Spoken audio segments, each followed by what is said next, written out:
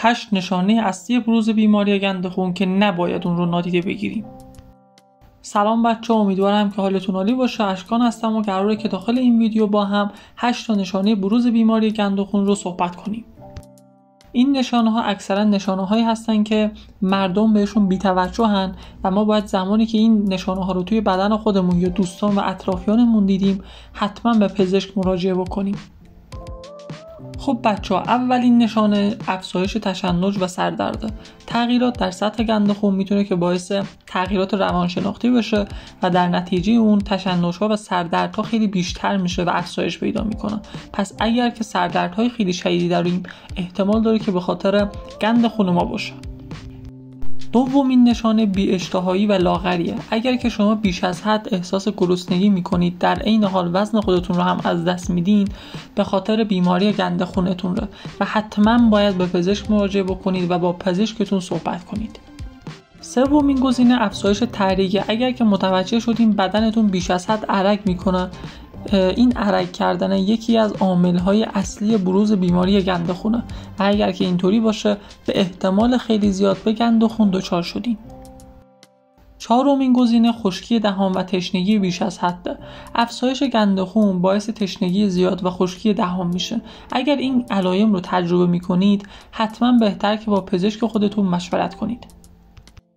پنجمین نشانه بیقراری و اضطرابه. تغییرات در سطح خون میتونه که باعث افزایش سطح استرس در بدن بشه و روی وضعیت روحی تاثیر بذاره و در نتیجه اون اضطراب و بیقراری میاره.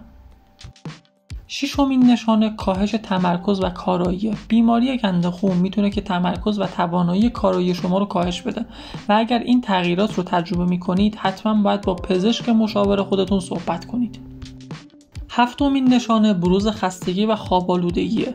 افزایش گند خون میتونه باعث خستگی زیاد، خواب‌آلودگی و انرژی کم بشه. اگر توی همین حالت قرار داریم بهتره که حتما با پزشک خودتون صحبت بکنید.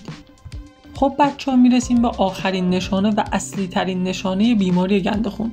زخم‌های بهبود ناپذیر و التهابات بالا بودن سطح گند خون میتونه باعث کاهش قدرت بهبود زخم‌ها و درمان التهابات بشه و اگر زخم‌هایی توی بدنتون وجود داره که بهبود پیدا نمی‌کنه و بهتر نمیشه، حتما باید با پزشک خودتون صحبت بکنید.